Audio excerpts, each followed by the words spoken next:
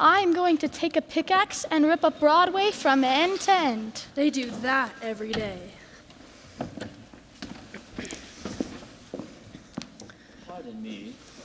Do you take sinners here? Indeed we do, Sarah. How do you do? My name's Abernathy, Arvel Abernathy. Sky Masterson.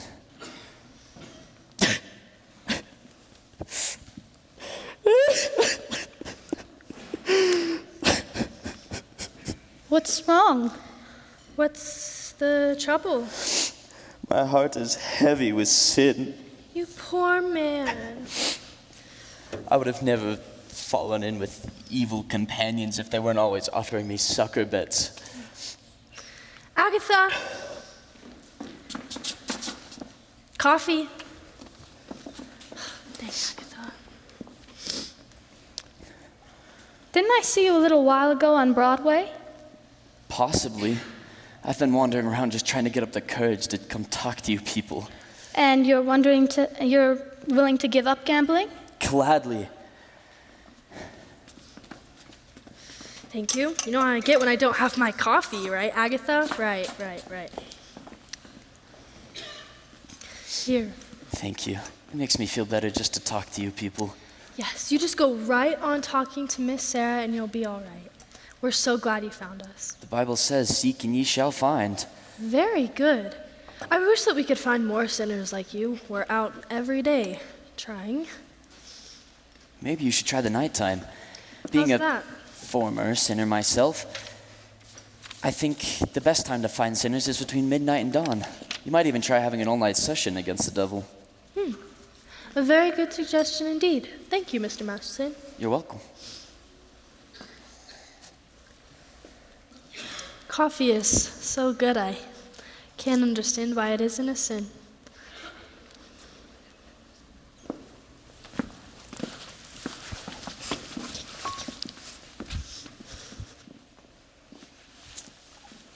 Fine, madam. I suppose she sort of looks after you? We look after each other. Uh-huh. And I suppose if either of you go someplace, the other goes along also? Of course. Of course.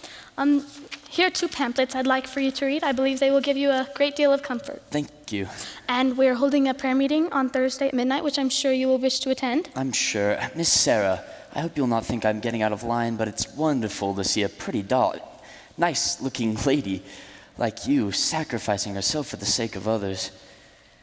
Do you ever go anyplace else? Travel or something? Well, I'd like to go to Africa. That's a little far. There are a couple of wonderful places just a few hours from New York by plane. Ever been in a plane? No. Oh, it's wonderful. Here's another pamphlet I'd like for you to read. Thank you. Of course, I'll need a lot of personal help from you. My heart is black as 2 feet down a wolf's gullet. Well, I'll be speaking at the prayer meeting. I'll need some personal help. Why don't we have dinner or something? I think not, Mr. Masterson. Sorry, just blossoming under the warmth of your kindness. Hey, that's wrong. What's wrong? That's not Proverbs, it's Isaiah. It's Proverbs. Sorry, no peace under the wicked. Isaiah chapter 57, verse 21, 22. Isaiah? There are 2 things been in every hotel room in the country. Sky Masterson and the Gideon Bible. I must have read the good book 10 or 12 times. You've read the Bible 12 times? What's wrong with the Bible? Plus, in my business, the strangest information often comes in handy. I once won 5 G's in a parlay. Shadrach, Meshach, and Abednego. Mr. Masterson, why are you here? I'm a sinner. You're lying. Well, lying's a sin. Look, I'm a big sinner. It's 8 to 5, the others are to follow. You need sinners, don't you? We're managing. Let's be honest. This mission, it's laying an egg. I bet I could fill this place with sinners. I don't bet. Why don't we make a proposition? When is this big meeting of yours? Thursday? I will guarantee to bring to you 12 genuine sinners, and I'll also guarantee they will sit still and listen to you. And what's my end of the bargain? Have dinner with me. Why do you want to have dinner with me? I'm hungry. Here. What's this? Sky Masterson's marker for 12 sinners. If you don't think it's good, ask anyone in town. I owe you 12 sinners. What time will you pick me up? About noon? Noon. It'll take us some time to get there. To get where? My favorite restaurant, And where's that? El Cafe Cubana in Havana. El Cafe Cubana, Havana. Where do you want to eat? Howard Johnson's? Havana? Why not? The plane gets us there in 5 hours and back the same night, and the food is great. I now realize, Mr. Gambler, that when you were describing the blackness of your heart, you did not do yourself justice. And I now realize, Sister Sarah, no matter how beautiful a sergeant may be, she's still a sergeant. Please go away. Why don't you change your pitch, Sarge? Come one and all to save a soul mission. Except guys. I hate guys. I don't hate anybody. Except me. Well, I'm relieved to know that it's just me personally and not all guys in general. I bet there's one guy out there that appeals to the sergeant. He will not be a gambler. I'm not interested in what he will not be. I'm interested in what he will be. Don't worry, I'll know. For I've imagined every bit of him, from his strong moral fibers to the wisdom in his head, to the homey aroma of his pipe. You have wished yourself a Scarsdale Galahad, the breakfast-eating Brooks Brothers type. Yes, and I shall meet him when the time is right. You've got the guy all figured out, I have. even down to what he smokes. All figured out, All huh? figured out. Oh no, when my love comes along, I won't take a chance. For he'll be just what I need, not some fly-by-night Broadway romance. And you'll know at a glance by the 2 pair of pants. Oh no, by his calm, steady voice, those feet on the ground. Oh no, as I run to his arms, that at last I've come home, safe and sound. Until then, I shall wait. Until then, I'll be strong. For I know when my love comes along. No, you're talking about love here. You can't dope it like that. What are you picking, a guy or a horse? I wouldn't expect a gambler to understand. Well, would you like to hear how a gambler feels about the big heartthrob? No. Well, I'll tell you. Mine will come as a surprise to me. Mine I leave to chance and chemistry. Chemistry? Yeah, chemistry. Suddenly I'll know when my love comes along. I'll know then and there. I'll know by the sight of her face how I care, how I care, how I care. And I'll stop and I'll stare, and I'll know long before we can speak. I'll know in my heart, I'll know, and I won't ever ask, am I right, am I wise, am I smart? And I'll stop and I'll stare at that face in the throne. Yes, I'll know when my love comes along. When my love comes along.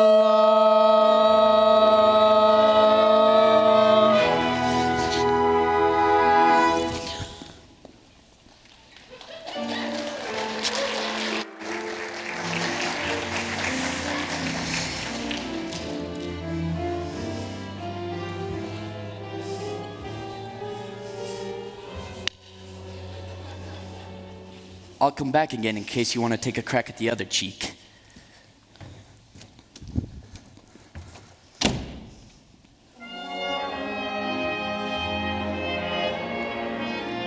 I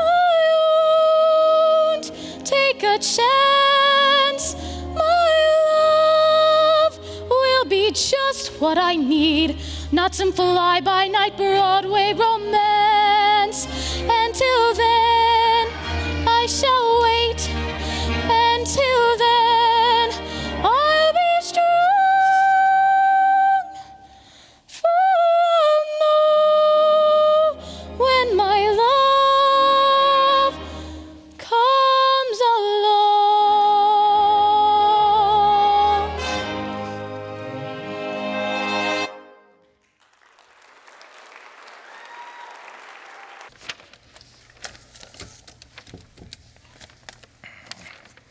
Hello?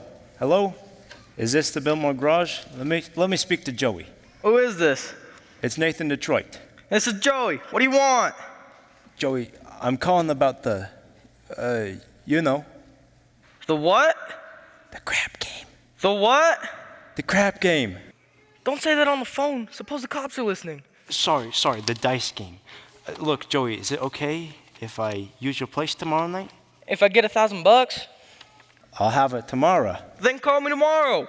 Joey, look, if you're gonna take that attitude with me, I'll have my game someplace else. Then have it someplace else. Where else can I have it? Look, Joey, the dough is guaranteed. Would I lie to you? Yes? I'm getting it from Sky Masterson. How do you know? It's a bet. I can't lose. I bet him he could not take a doll with him to Havana. Why couldn't he? Because she ain't the type of doll that goes to Havana. Where did she go? She don't go no place. That's why I know I'm gonna win. Don't be so sure. It's a doll, not a horse. But Joey, I know he won't take her. Just look, is it okay if I tell the guys that the game's gonna be at your place tomorrow? Not till I get my dough. Okay, you'll get it. Goodbye. Goodbye. I hope you get stabbed by a Studebaker.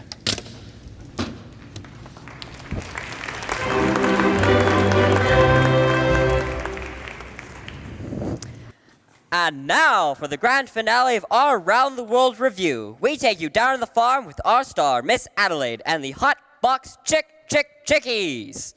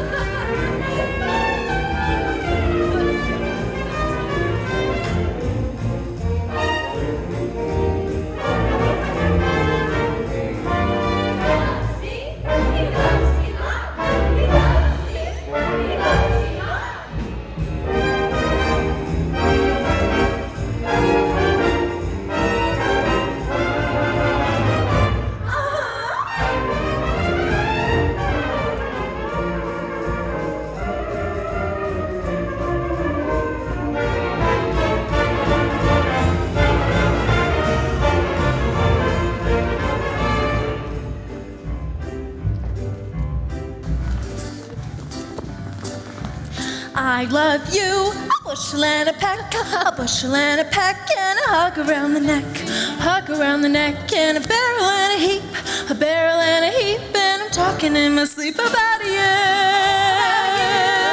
about you. I'm trouble sleeping. 'Cause I love you, a bushel and a peck, you bet your pretty neck I do.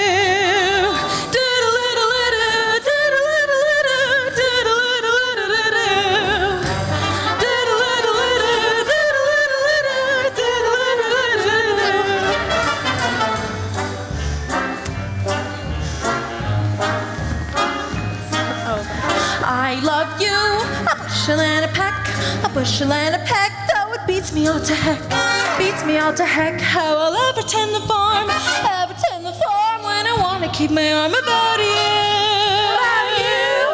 About you. The cows and chickens are going to the dickens. 'Cause I love you, a bushel and a peck.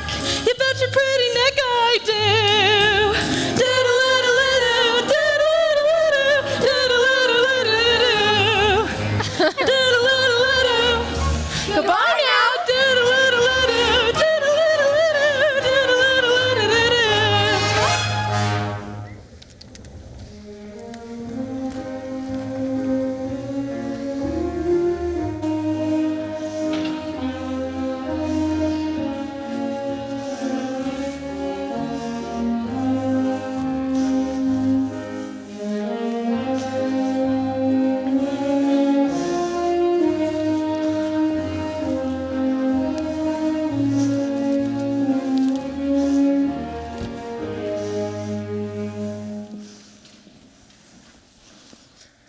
I love you, a bushel and a peck. That lousy Joey Biltmore. Hello, Nathan. Hello, Pie Face. How are you, handsome? Fine. What's that you got there? A book. A book? Well, you're always reading books. You're becoming a regular bookie.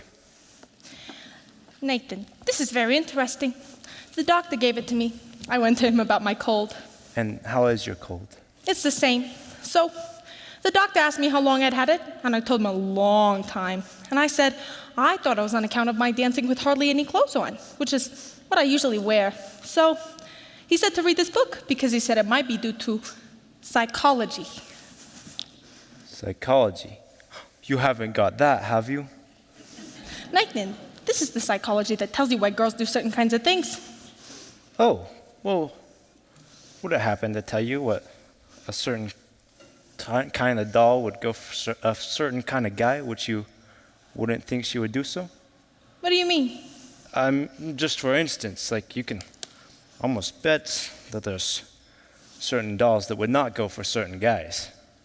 Nathan, no matter how terrible a fellow seems, you can never be sure that some girl won't go for him. Take us. That's true. So, starting with next week, I'm gonna get a raise. So, with what I'll be making, I wondered what you would think. Maybe we could get married? Oh, well, we're going to, sooner or later. I know, Nathan. But I'm starting to worry about Mother. Your mother? What about your mother? Well, Nathan, this is something I never told you before, but my mother back in Rhode Island, she thinks we're married already. Why would she think a thing like that? I couldn't be engaged for 14 years, could I? People don't do that in Rhode Island. They all get married. Then why is it such a small state? Anyways, I wrote I was married. You did, huh? Then, after about 2 years, What, after about 2 years? we had a baby. You told your mother we had a baby? I had to, Nathan. Mother wouldn't have understood if we hadn't. Well, what type baby was it? It was a boy. I named it after you, Nathan. Thank you. You're welcome. So, what's Nathan Jr. up to now? He's in boarding school. I wrote Mother he won the football game last Saturday. I wish I had a bet on it. Oh, but Nathan, that's not all, Nathan. Don't tell me he has a little sister. Mother believes in big families. Just give me the grand total. 5. You told your mother we had 5 children. Your mother must be a glutton for punishment. Well, anyways, Nathan, we'll finally get married and it won't be a lie anymore. Adelaide, how could you do this to a nice old broad like your mother? Nathan, you don't even know my mother. But I'll be meeting her soon, and what will I tell her? What will I tell her I did with the 5 kids? Traded them to the Phillies or something? Adelaide, what are we gonna do? We could get married. But marriage ain't something you jump into like it was a kettle of fish. We ain't ready. I'm ready, Nathan. What do you think I got in this box? What do you think I got in this box? Sally's wedding shop? I can't guess. It's a wedding veil. I've had it for 3 years. I won't show it to you, because it's bad luck. Would you like to see it? It's bad luck. So, anyways, Nathan, I got the veil. All we need now is our license and our blood test. A what? Blood test? It's a law. What a city. First they closed my crap game, then they opened my veins. Nathan, you're not planning on running that crap game again. No, Adelaide, how could you think such a thing? Why do you think I gave up the crap game in the first place? It's because I love you, and I want us to be the happiest married couple that there is in the world. Anybody seen an Aaron in here? I don't think so. You! I'm all dated up tomorrow with Society Max, and he breaks it on encountering a dopey crap game. Honest, Adelaide, I pity you. Oh, here it is. Adelaide, look at me. I'm down on my knees. Oh, get up. It reminds me of your crap game. Look, Adelaide, you're getting yourself upset. You and me, we're going to be all right. After all, we're getting married. I don't believe you anymore. But it's true. Come on. Cheer up, honey. Let's see that old smile. That's my girl. See you tomorrow.